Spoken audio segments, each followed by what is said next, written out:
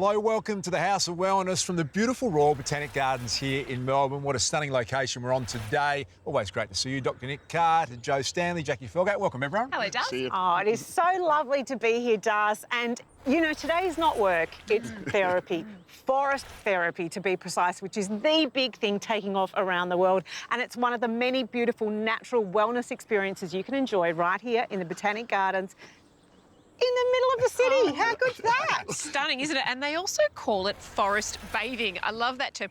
Totally immersing yourself and all of your senses in nature, which is clearly what we're doing right now. And it's kind of like a green prescription for physical and mental health, and you can just sort of feel the stress dropping away. Not that there's anything stressful about this job. No. I'm very lucky. But seriously, green spaces have been proven to be good for both physical and mental health. And so it's like a prescription for the soul. And while we're on the green theme, would you believe that leaves like the ones we're surrounded by today at the Botanic Gardens have actually formed part of a breakthrough in clean green energy technology, which is brilliant? You're exactly right, Darcy. It's like a new kind of flower power, and scientists have actually created these really lightweight, flexible, artificial leaves that can actually clean water and sunlight and turn it into fuel. I love this. It's amazing. So it's based on the same principle that real leaves use to turn sunlight into food, only the difference between solar panels, which creates electricity, these leaves create synthetic gas but without the nasty emissions. It's brilliant. And in research that's just been released, we now know that we lose 11,000 Australian lives to air pollution every year. It's terrifying. That is amazing to me. That's 10 times the national road toll. Yeah. I can't believe that. It's awful, isn't it? So anything that does good for the environment, it's got to be bring it on. And I don't know about you guys, but I can actually feel the goodness of being around this beautiful fresh air today here at the Botanic Gardens. And not surprising to me that this is a real mecca for tourists who come and visit this part of the world here in Melbourne. Oh, absolutely. And one guest who was just visiting our shores was British celebrity trainer Joe Wicks. I know that he got a huge section of the community through lockdown, and he's basically taken over the internet. They call Joe the body coach, but it hasn't always been easy for him. He's overcome some really significant life challenges, and he's with Luke Hines. Legend. Lukey Hines. Welcome. My hero. Good to see you, man. So good to see you and welcome back to Australia. 3.2 million cookbooks sold. You are the highest and fastest selling health author there is, and you are solely responsible for a 25% increase in broccoli sales in the UK. Mate, who would imagine spiking the sales of tender stem broccoli? I used to call them tiny trees when I first started using them. No, I never imagined that. And also just the book sales, the whole success from everything I've done. I just started with an iPhone in a flat in Surbiton. I had no idea I was going to go on this kind of adventure, but I'm so proud of what I've achieved, and I'm here in Australia trying to get more people moving, falling in love with fitness, falling in love with cooking and food, and yeah, I'm really excited about my trip here. In 2020, life changed for people all around the world, but you were this beacon of hope. Tell me about PE with Joe. But essentially, I got up on that first day of lockdown, turned my camera on and streamed on YouTube a live workout called PE with Joe. There was 1 million live streams that first morning, and I basically jumped around my living room, did kangaroo hops, bunny hops, Spider-Man lunges, and got people moving for 30 minutes a day. And I never mentioned COVID, never mentioned lockdown, because I wanted to create a space where you could release all the fear and anxiety and negative energy you were probably feeling as a young person or a family, and just have fun and forget about it. And, you know, I did it every day for 18 weeks, and nearly 100 million people took part, which still, I can't quite believe it was that many people. So many people struggle making change with their health and fitness. How do they get started with healthy food? Just keep it simple. Bolognese, stir fries, pasta bakes, you know, simple things that you and the kids are going to love. Batch cook it, you know, you love a bit of batch cooking. I do believe batch cooking is really about setting yourself up for success the next day. How about exercise? How does someone who simply can't get off the couch get started? Find what you love and just do something every day, even if it's 10 minutes, and know that, you know, whatever shape you're in, you can gradually build up your fitness and strength. And as you do, your confidence increases. Just think about today. What can you do today that's going to take you forward a little bit?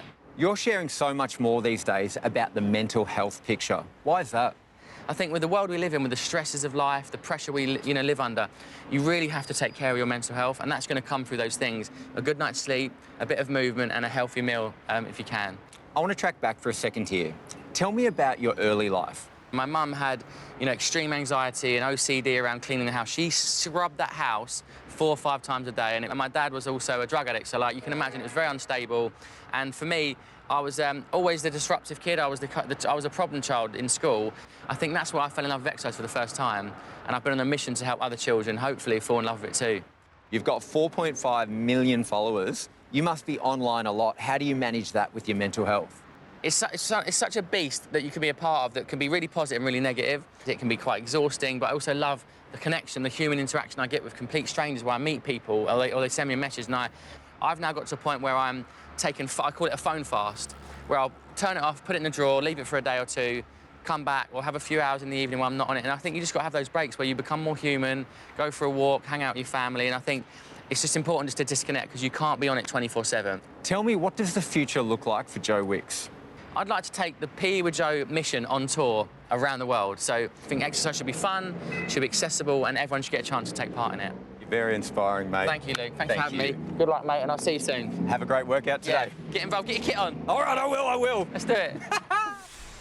I have to say, I feel a lot better knowing that Joe Wicks did what we all did during lockdown, which is to reach for the biscuits and cake. Difference is, he knew when to stop. Yeah, well, a lot of people did that, Joe. I think there was another category that sort of found a bit of fitness as well through that period of time. Well, today we're focusing on healthy relationships, and I think swans are going to be top of the tree in this bracket. Did you know that swans actually take a partner for life?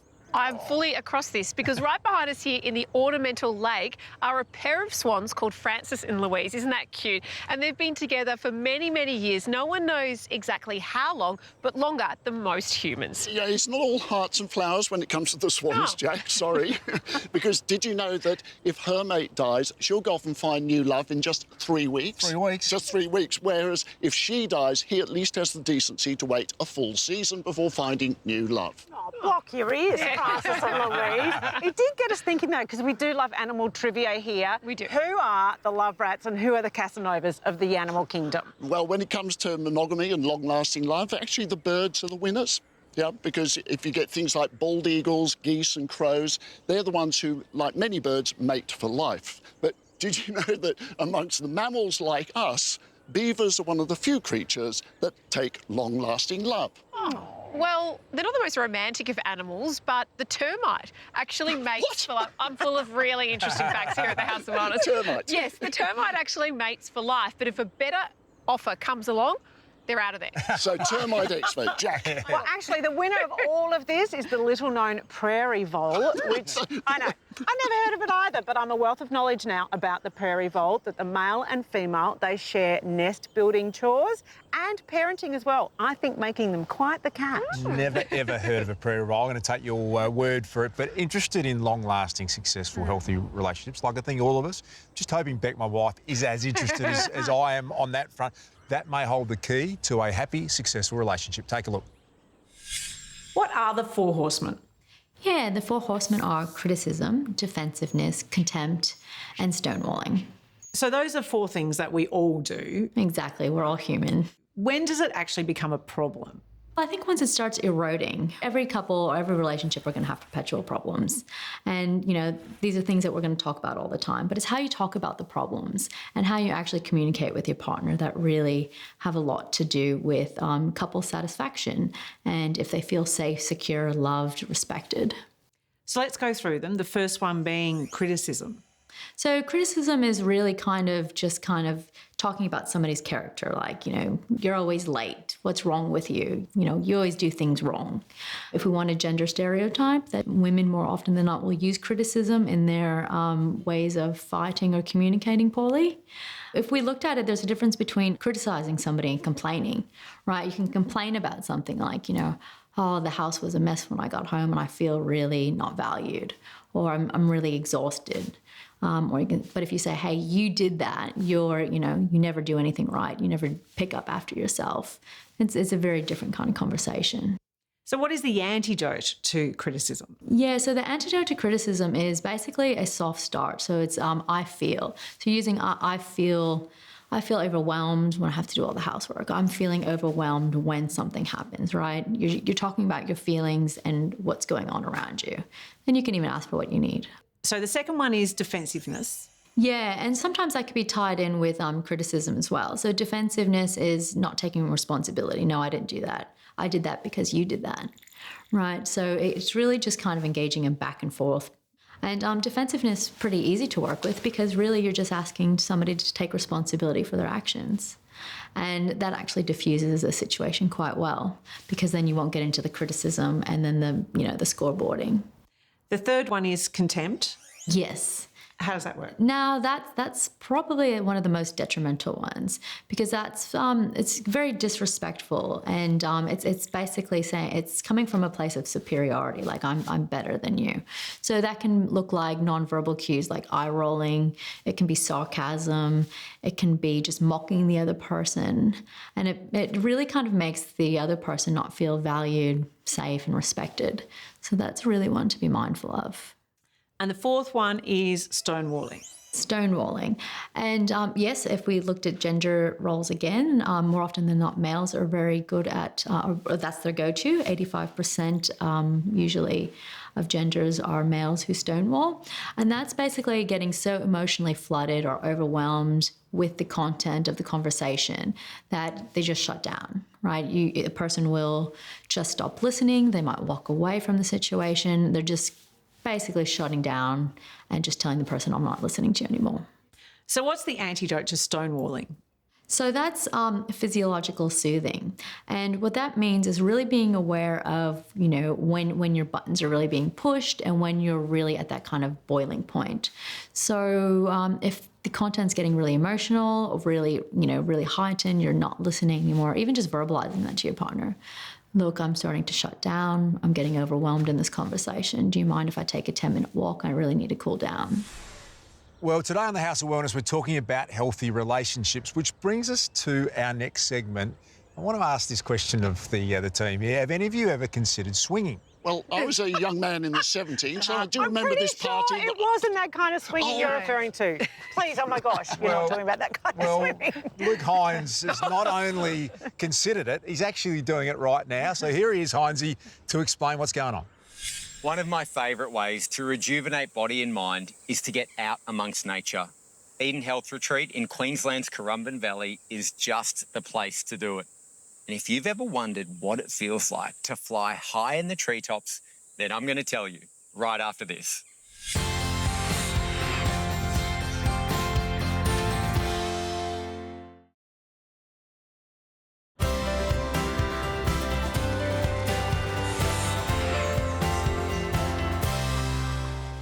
We are seriously enjoying bringing the House of Wellness to you from the Royal Botanic Gardens here in Melbourne, right in the heart of the city. And there's plenty of green here, Das, and we talk a lot on the show about green spaces. And one interesting revelation of late involves increasing tree cover in urban areas and actually finding that increases the lifespan of people who live there. Well, we know that cities are much hotter than more rural areas because all those buildings, the asphalt roads and the lack of vegetation creates what are called urban heat islands. And just on that, one study looked at cities in Europe and found that by increasing tree cover and shade in urban areas, it actually reduced 1/3 of heat-related deaths, which is pretty amazing. Well, it's all about getting your green on wherever you may be. And for Hinesy, that's flying high above the treetops of Eden. As a kid, I loved going to the park. My favourite was the swing. And as you know, the higher we got, the bigger the thrill. But the thing is, as adults, it's one of those activities that we leave behind. But swinging has an incredible effect on our mind and body. Nothing beats that feeling of closing your eyes, throwing your head back and feeling that freedom when you just let go. This helmet on, mate. Thank you. Kane, tell us about the valley swing. Mate, the valley swing, it's one of our adventure activities out here at Eden. It's one of the things that we do to push the clients and the guests out of their comfort zone, dropping them down from 12 to 15 metres, getting that excitement back. You're right, though, because talking about it, there is this air of confidence just looking at it from afar. But the minute you start getting strapped in, you can't help but think, oh, actually, am I okay with this? That's right. I suppose the thing that we're really wanting them to feel, the main thing is just being able to let go. Feel comfortable in a situation that is uncomfortable. You know, as we get older, we sort of shy away from some of that stuff. This is what we do out here. It's letting go of all those stress and pressures that we've got at home and enjoying being a kid. Breathing. It's all about that breath. Even though it's very safe, it feels dangerous. How can something that feels so nerve-wracking be good for our health? I think it's good in the zone that it's our head that plays a part of not making us feel safe. You know, we watch the people go before you that get locked in, they get harnessed in, they're connected. It's knowing that it's safe, but it's when you put yourself in that situation, everything starts to become a panic. You know, we start to overthink things. We start to make a drama out of it rather than just being confident, believing in the systems, you know, believing in ourselves and letting go. So 3, 2, 1, let's go. Oh, yeah. Oh. All right, stop there. We ready, mate? It would be easy to think that it's as simple as swinging, but there's so much more to it that you're trying to achieve, like teamwork, camaraderie, trust. For sure, that's what it's all about. You know, you're trusting in those guys that have got the rope there that are pulling you up and holding on to it as you're suspended up the top there. You know, not just chucked you up there and said, you know, let go and hold on. We're there to make you feel comfortable and enjoy the journey and make sure that you come down safe and real hope that you've achieved something afterward and let go of something. So 3, 2, 1, go! Oh my goodness! And nothing beats that feeling of adrenaline rushing through the body. You must see people land on the ground just thrilled with themselves. Oh, they are. They're generally buzzing. They're coming off, and as we're, you know, taking them off to get them down the ladder, they can't thank us enough and saying they're glad that they did step outside that comfort zone and get that shot of adrenaline, gets them going in the morning and sets up the rest of their day. How good. This is amazing. Oh, my goodness. We talk about the importance of switching off, de-stressing and letting go of your day, but I don't think you can truly do that until you tap into your inner child. And this swing did exactly that. I wasn't thinking about anything else but feeling free. It was fun, and the adrenaline rushing through my body gave me a buzz that I haven't experienced in a long, long time. You might not be able to access a swing like this in your day-to-day life, but I can't recommend enough. Allowing your body, your mind, your total physical and mental well-being to let go of whatever you're holding on to feel that peace and that freedom that comes from play. OK, Nick, would you actually do that? Well, I'm actually a bit of a wimp, Jack, so I have been skydiving, but I had to be pushed rather than jump. I think usually they do push you out. Yeah, Yes. definitely needed in my case. I agree with you. I've been whitewater rafting a long time ago and I'm still recovering. But when we're talking about extreme sports and thrills, obviously we get a rush of adrenaline, but what does it actually do to our mind? Well, it's all about dopamine, Jack, which is our reward thing that's quite addictive. And of course, if we actually do these things, it gives us that boost of confidence. Not me, but other people. So do we have to keep doing that to get it to work? Well, you've heard the phrase use it or lose it, and the brain is a bit like a muscle, so we do have to keep practicing, yes. OK, I'll keep doing that. But for now, here's neuroscientist Selena Bartlett for a motivational workout of the mind. The people that are centenarians and super centenarians, 100 and 110 years old, what's making them healthy compared to the people living that long but they're not healthy? And it's all about the quality of your connection. And so there's a Harvard grant study that studied people since 1930, trying to determine the factors of living long and well. And they were looking for diet and exercise and all of these factors, and the scientists at the time were distraught. They were like, we don't want it to be the quality of relationships. We want it to be something we can measure. Connection is everything. Think of birds flying together, they flock together. If they don't, they get eaten by predators. Humans are the same. We've been built off the same apparatus. We need our tribes. One of the biggest problems happening right now is social anxiety. We're separating into individuals, and that's causing a lot of anxiety.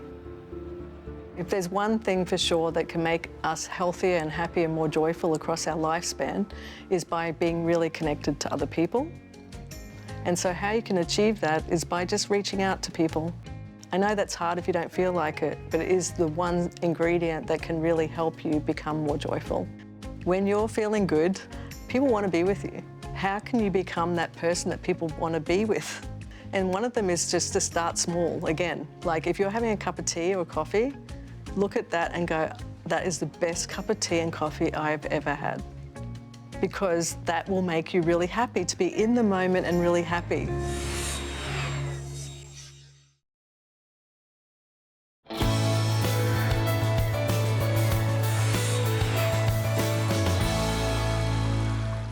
Joe, World Pride, I think, without question, the biggest event to hit Sydney since the 2000 Olympics. 500,000 people descended on the city of Sydney and over $600 million of economic benefit. What a great event. It was brilliant, wasn't it? Absolutely glorious celebration of love and acceptance and diversity. And, you know, we love love here. We do. And when it comes to being in love, I think what's really important is time apart. Well, you know, I'm talking me time. Yeah, sure, Daz, you know, appreciate that. And I actually agree with you. Beck and I would be passionate about that. You need time together, but you definitely need a bit of time apart as well, I think. Yeah. And what about when it comes to a good night's sleep? There is a growing movement of perfectly happy couples actually choosing to sleep apart. What do you think of that? Well, you know, I've had to think about this, and the jury's out for me a little bit. I think we need to check this one out. Well, that's right. We split to investigate the pros and cons of sleeping apart.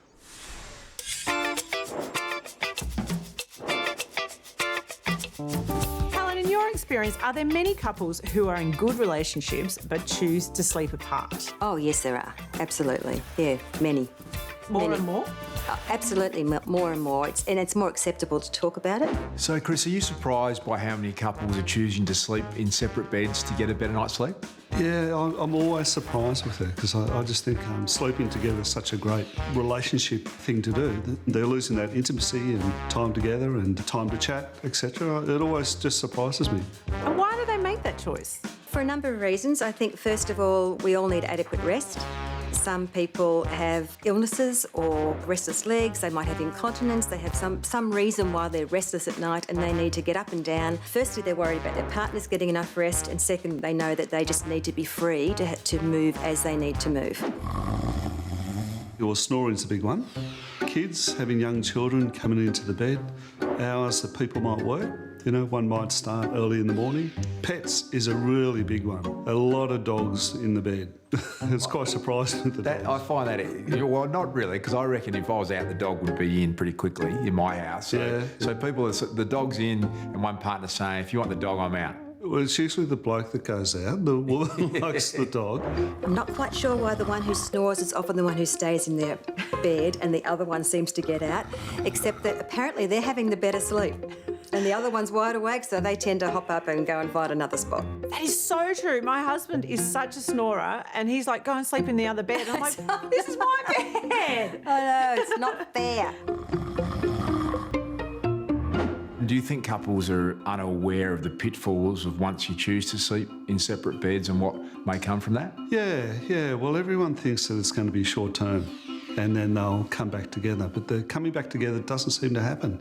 Part of being human is that we're good at adapting. Even if it's not very, very good for us, we can still adapt. And I think couples adapt to that space.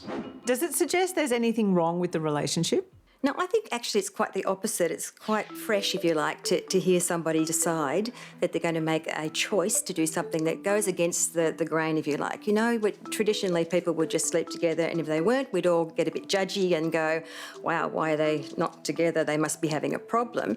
But I think, you know, we're emotionally intelligent and we're able to express positively what we need and want, and that's received well, then couples can make really good choices for their relationship's sake. Life has a way of taking us elsewhere, you know, constantly pressuring us to live separate lives.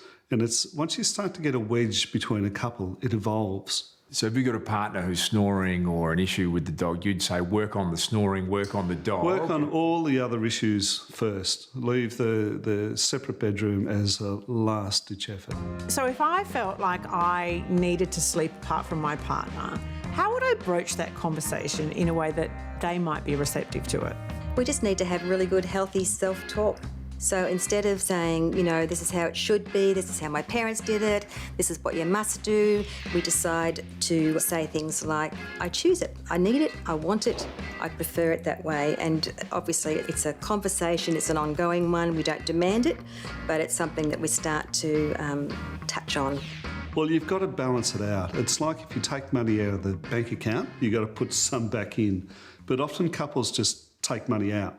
So they just sleep in other bedrooms, but they don't seem to put back in terms of affection, intimacy, time together. You might do 4 nights in a separate bed and 2 or 3 together. Then that would work okay.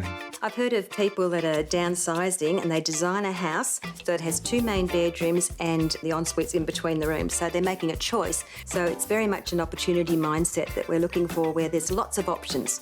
Not a black and white way of being, but the world's very grey these days. It is true though, Darcy, people get very judgy and they think, oh, your marriage must be in trouble. But it's not the case. You're just sleeping apart. I'm very loath to hand out any relationship advice to anyone, Joe, for a whole host of reasons. The only thing I think, if you genuinely care and you want to put some time in and work out what's best for you and your partner, it's probably not a bad place to start. Well, sure. I think actually what counts is what you do when you're awake, not when you're asleep. And I'd just like to say to my beautiful husband, Daz, I'm not a mind reader. Use your words. That's all I'm saying. Take that on board, Daz. I'd listen if I was you. Now, I would never compare Beck to our little blue staffy, Dennis, ever, so I'm just saying that up front. But I often look at Dennis and think, you are the most in tune, intuitive member of the family. If someone's upset, he's on their lap. They've got like a sixth sense, dogs for sure. Maybe, do you think that, you know when they do that gorgeous little head tilt that they do you think they really understand what we're saying? Well, science is actually studying this, Joe, for real, and they haven't ruled out that dogs can actually process specific words, but what they think with the little cute head tilt is that's them actually turning their ear to hear sound a little more clearly. I'm pretty sure Daisy, my Labrador, fully knows the word food. I think every time.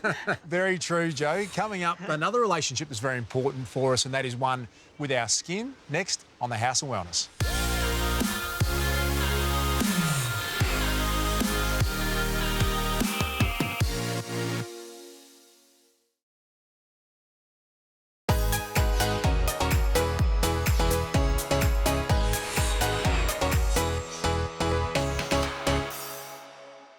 Serums are a beauty essential, but many of us don't actually know what they do. So grab a pen and paper, and I'm about to spill the tea.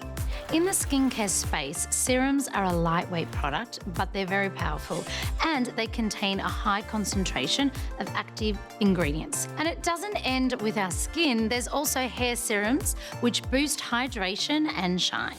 L'Oréal Paris have a range of science-backed serums with an addition of hyaluronic acid. Some of my favourite serums straight from the L'Oréal Paris Serum Lab include the Revitalift 1.5% hyaluronic acid serum. It's the #1 selling serum in the world. That's thanks to its high concentration of pure hyaluronic acid, scientifically proven to visibly reduce wrinkles by 47%. When you are confused and you don't know which step to place your serum, always remember this, thin to thickest. So your moisturisers, your creams that are a lot thicker, they go last, your serums first. Then there's the True Match Nude Plumping Tinted Serum, the ultimate skincare meets makeup masterpiece. This 2-in-1 plumps and smooths like a serum, but also covers like a foundation. It's you, but in HD. That's what I say to my clients. And for your luscious locks, the Alvive Hyaluron Plump Replumping Serum. Enriched with hyaluronic acid, it gives you a boost of hydration with no build-up or weigh down. There's a reason why L'Oréal Paris share the ethos, because you're worth it. They know, like I do, that we all deserve good skin and good hair. Dr. Nick, there's this great new invention. It's a stick-on tattoo that you put on your skin and it helps monitor your blood pressure. Well, it's pretty amazing technology, Jack, because keeping an eye on blood pressure is really important for things like heart attacks, strokes, all sorts of other nasty diseases. And we haven't previously been able to do this. With this tattoo, we can measure blood pressure continuously over 24 hours, which really helps us doctors. And until now, we obviously go to the doctor and we get that old cuff and you squeeze it. I'm sure you'd use that all the time. And we still do that, Jack, and that gives us a one-off reading. But what this new tattoo technology does is give us a continuous readout, which changes everything. So interesting. And we look at our skin all the time. So it makes sense to know when it's telling us it's time to visit the doctor. I often tell people that being a dermatologist is a bit like being an investigator. There's a lot of history taking or information gathering that takes place. So it's not as simple as just looking at something and going, oh, here's a script and see you later. It's about learning about the patient. So psoriasis, by and large, is a genetically mediated condition. So there's often someone in the family who might have either skin psoriasis or psoriasis that affects their nails or their joints. It commonly presents with these thick, scaly plaques that present on the big surfaces of the skin. For example, the knees, the elbows, the scalp. Psoriasis can be very unsightly, but can also be itchy and uncomfortable and causes quite significant impact on patients' ability to wear everyday clothing and to present comfortably and with confidence to the world. Whilst there's no cure for psoriasis, we have now very good treatments that we use in a step-ladder approach. Environmental factors are also very important. Things such as smoking, drinking excess alcohol, carrying too much weight, and not looking after your diet can all compound psoriasis. One of the most common presentations that I see are patients who come to me saying, "Doctor, I've got pimples all up my arms and my thighs." But in fact, they're not pimples. It's a really common genetic trait called keratosis pilaris, or KP for short. KP is the process of excess skin growing around the hair follicles on the upper arms and the thighs. It is something, however, that can really frustrate people because it feels uncomfortable. It can be unsightly as it can be quite red. Many patients live their lives quite happily with KP and don't think twice about it. But if you are concerned about the bumps on the arms or the appearance, it can be seen by a GP and prescribed topical therapies. But of course, laser-based therapies, which are generally performed by dermatologists or other skin specialists, are very effective for the redness. Skin tags, everyone's most common bugbear when they come and see me. Look, these are little outgrowths of skin that can occur particularly around the neck, under the armpits or the inner groin, but they can occur anywhere. Whilst they are small and they can be very frustrating, get caught and bleed and be a little bit itchy, we as dermatologists often treat these using dry ice or liquid nitrogen. But what is important is to remember that if you are developing more than the average person, particularly around the neck or under the armpits, it could be a sign that you might be predisposed to diabetes. And it's really important to get checked out by your GP for signs of diabetes or a pre-diabetic state. So when patients come to see me with a red face and blemishes and have tried a number of different products and tell me that they're very sensitive to them all, it's a red flag for having rosacea. In my experience, the most common patient who suffers from rosacea might be someone with fair skin and is often mid-20s to say mid-40s. Acne rosacea, the more common type, we call papulopustular rosacea, where one develops little spots or blemishes that can occur across the face and can make them look quite red, but also cause significant embarrassment as their skin is not very clear. There are also other types of rosacea that can affect the eyes, such as ocular rosacea, and as the skin deteriorates and is left untreated, you can get quite significant swelling, or what we call Morbihan syndrome of the skin as well. So there are various different stages and phases of rosacea that can overlap. It's one that a lot of people don't realise can be treated with medical therapy and can have quite a significant impact on self-esteem and quality of life. The skin, like any organ, requires respect, but actually doesn't need a hell of a lot of very expensive products to look good and to feel good. I'd really love people to remember that we all have skin, and we all have skin that goes wrong at times. You shouldn't be embarrassed to seek help. In fact, seeking help early might save you a whole lot of embarrassment in the long run.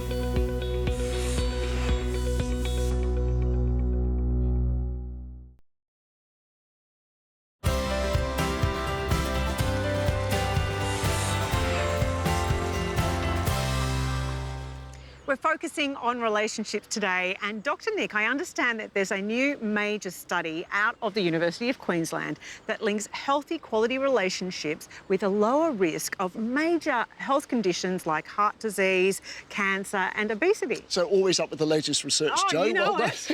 Because this is a 2 decades long study, 8,000 Australian women in their 40s and 50s, and it showed that really healthy relationships, satisfying friendships, were a key factor in warding off chronic chronic disease. It's amazing because on the flip side, it also means that bad relationships can lead to chronic illness, such as obesity, and then you've got alcohol and addiction issues as well. So one of the best things you can do is have a really nice meal with some good friends and then go out for a walk. So having great mates mean that we age better. I love that. And exercise, Joe, because exercise has been proven to be really good for brain function. It's what we said before, use it or lose it. Well, you know what? Exercise fads come and go, but you know what always stays hip is keeping your body active. Our hips are really just ball and socket joints. So, like any mechanism, if they don't move regularly, and if you've got bad hips, you'll know what I'm talking about, they can get really painful or even lock up. If you've got tight hips, you could be sitting at a desk way too long, and that can be easily fixed with some active stretching. There's lots you can do to help your hip mobility, and this here is one of my faves. The stretch band works on resistance and is great for strengthening the muscles in your hips, thighs, and back sides. All of those big muscle groups that we put through their paces every day. You'll be surprised that you can get a sweat up after just 10 of these. When you think about it, the hips support the entire upper body. Even our posture relies on hip flexor muscles. And if there's a weakness, it affects our alignment and well-functioning hip joints. You only need to be sitting for 30 minutes to feel the tightening in your hips. It's like your muscles are losing their elasticity. And these moves aren't just for the sake of the hip. Injuries in the lower back or the knees can come from hip joints that aren't strong enough or don't move well.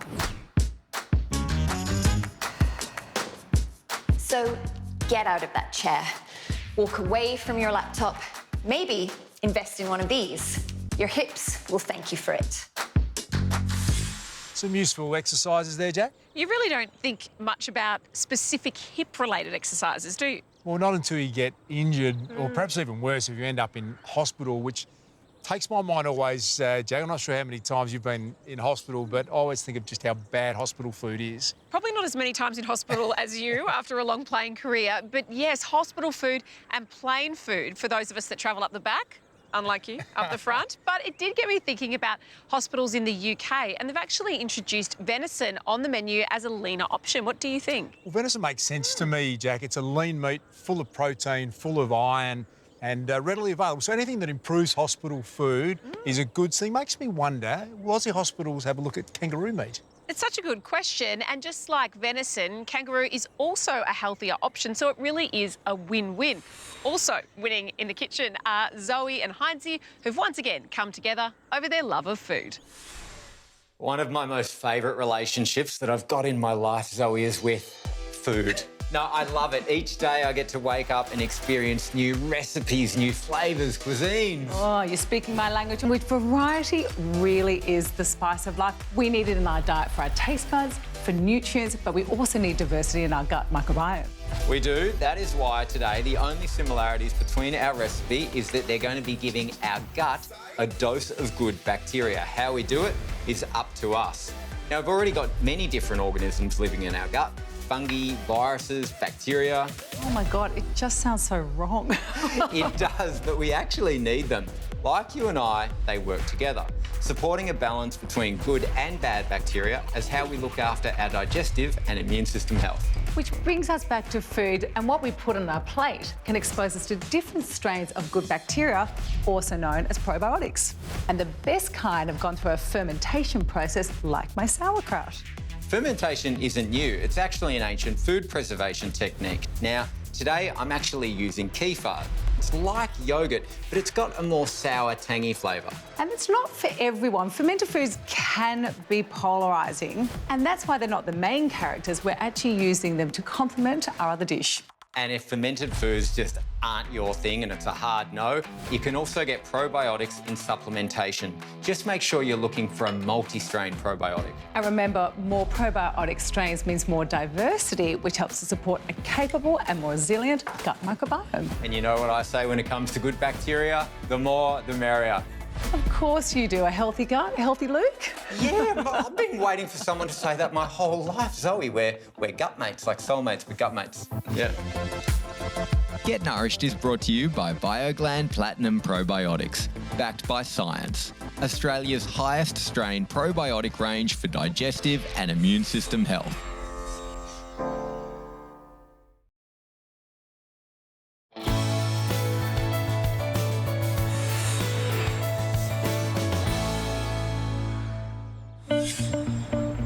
Our fast-paced modern lifestyle means that our brains are working harder than ever before. Stress, lack of sleep, and the ageing process can have a negative impact on our memory.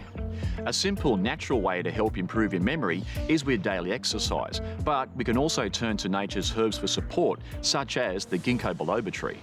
Ginkgo's memory-promoting properties for older individuals are derived from unique phytochemicals known as ginkgo flavone glycosides, which are found in the leaves of the ginkgo tree. The shape of the leaves bear a resemblance to the human brain, which coincidentally reflect where ginkgo may help the most.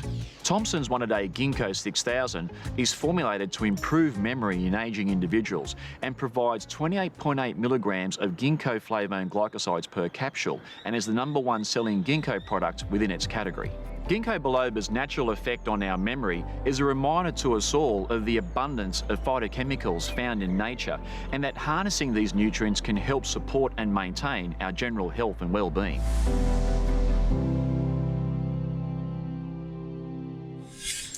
Now, Dr. Nick Carr, this is a great passion topic of yours, how to improve your memory. What's your #1 tip? Well, I'm actually going to give you 3, Das. I only asked for one. She can't remember more than one. Exercise the mind, so whether it's numbers, language, words, music, anything keeps grey matter working is great for memory. Exercise the whole body because movement has been shown to help, and then keep socially connected because relationships make a huge difference. You know, someone told me that I should take ginkgo biloba, but I kept forgetting. I usually forget to pick up my kids from school, so I do need to do a bit of work on this. Well, something to remember is the Awaken Wellness Gathering at Peninsula Hot Springs in Melbourne on the 26th of March. You can try all sorts of alternative therapies, workshops, and of course a beautiful dip in the geothermal spring. Oh, delightful. And there are also some really cool guests as well. Shiva Ray, who is a yoga guru from the US, and also developmental biologist Dr. Bruce Lipton. So we'll definitely be talking to them. That sounds great. Like to be there for that, Jack. That's all we've got time for today.